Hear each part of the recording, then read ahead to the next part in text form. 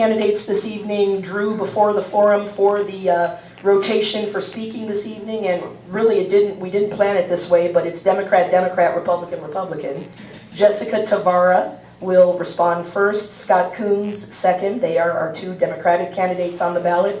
Tony Matula and then John Dissinger, the two Republicans on the ballot. Right into it, candidates.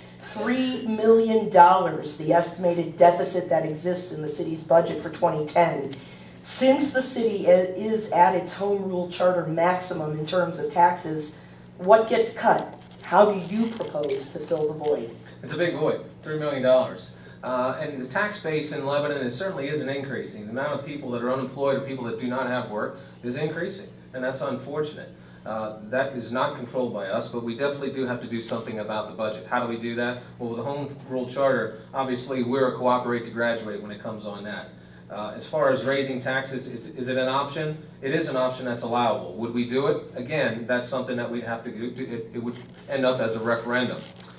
When you look at our budget, piece by piece, when it takes $300,000 a year to run the street lights, that's a considerable amount of money.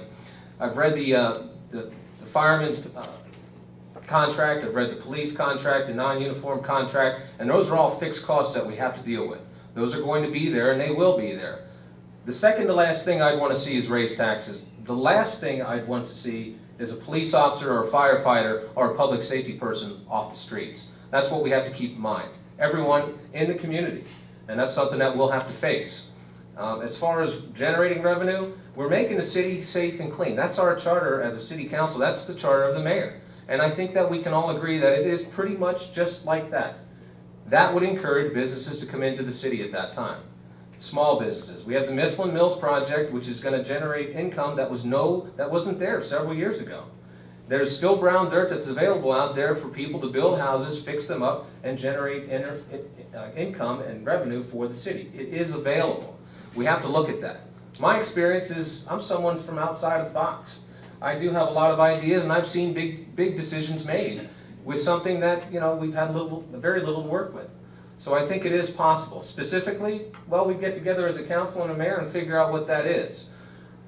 But as I said, the last thing I'd want to do is see that the firefighters, police officers, or anybody else not be on the street, because that is one of our main charters. Thank you. Thank you very much. Ms. Tavara. Yes, $3 million is indeed a big gap to fill.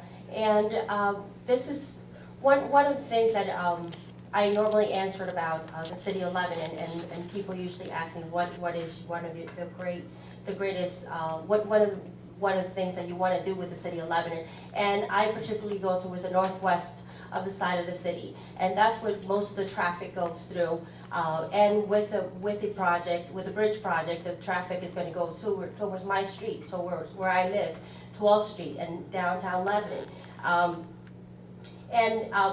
One of the concerns that I have is the actual cleanliness of the city. The city does need to have a better image, and I believe that could be done towards community involvement. I do attend the Elm Street project meetings that are being held right now, the clean, safe, and green committee meetings. And during those meetings, the purpose of it is to organize community folks so they can go out there and take care of their own cities, to make sure that their homes are more appealing, to make the city of Lebanon more better looking, so that they could attract more businesses, so that they could generate more income for the city of Lebanon. Thank you very much. Mr. Koons. In the past, the city of Lebanon relied on some fees that we don't have. We lost all of the income from the water authority. This is the first year since the divestiture of the water authority and total separation that the city hasn't received, nor will ever receive, any of that recurring revenue. That's a good chunk of change to make up. Last year, the budget was settled by selling back $967,000 worth of sewage rights and having a $300,000 settlement from the water authority. In addition to that, that's all money that we don't have coming in this year. That was a capital settlement that we don't have. So that's money that we didn't have from last year. We do have a lot of problems as far as where we're gonna raise our recurring revenue. John is correct, we're gonna have to do something as far as generating more business and more property. In addition to what he's talked about with Matula Mills, we also have a project on the street right now that would be up near Koons Park with a strip mall that would be going in. That's commercial property, which draws a slightly better income rating, because not only do you collect the property tax from it, but you also see local services tax, and if it's employing city residents, income tax. We're going to need to do more of that kind of revenue generating, and that means bringing businesses in, doing what we have to there. We don't have ability to raise taxes without going to referendum, because we have maxed out our charter. And just like John, I am not a big fan of raising taxes, but I will not cut police and fire. It's just not, I've been a city firefighter as a volunteer. I'm a state certified firefighter. I know what it's like on that street. I'm not about to cut that budget for them. Thank you. Thank you. And finally, responding, candidate Tony Matula. Okay, thank you. I believe what this panel here has just done was proven what has to be done. Jessica said image, so important. Scott talked about the new strip mall, and that's going up behind the Willows Senior Center. That's business. John talked about the Mifflin Mills thing. And what's so interesting about the Milson Mills project is it is a home buyer project, low income, but they got a chance to purchase the home and they will get to own it. Now, what we've seen here, you know, there's so much more. There's the market. Now, we get rid of gangs, it's going to encourage people to move in here. Less crime, etc.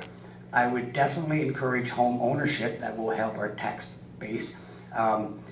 Project office support, something, and in fact, actually, Pat Royer is credited with coming up with this thought, and you know, I just want to jump on board. And it is taking the city employees, having them all sit down in an assembly, and who better than in the trenches can explain to us or give us ideas how to save money within their office. Save 20,000 here, 20,000 there. It adds up. Job reassessment, that's a bad word, but I would definitely have to look into it, because now again, when we have 85% fixed expenses, and it's all on wages and insurance, you know, it's probably all proper, and I'm sure everybody's doing a darn good job. But I would have absolutely no problem with just a whole job reassessment to see if we could save any money anywhere. But again, very quickly, what happened here was exactly what we have to do, and I was very impressed that everybody came up with different thoughts. That you know, like it was like a tree. There were so many different branches. Out with so many different ideas, and that's what it's all about. And I believe one of the most progressive one would be to go into the city employees themselves and ask. And of course, they could stay anonymous simply because some of those ideas might be, you know, dangerous for them to say out loud. But anyways, reach everywhere you can and take care of it. Thank you. Thank you.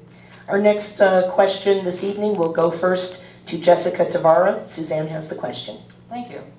Substance abuse involving young people has been identified as a serious concern in recent years in Lebanon City.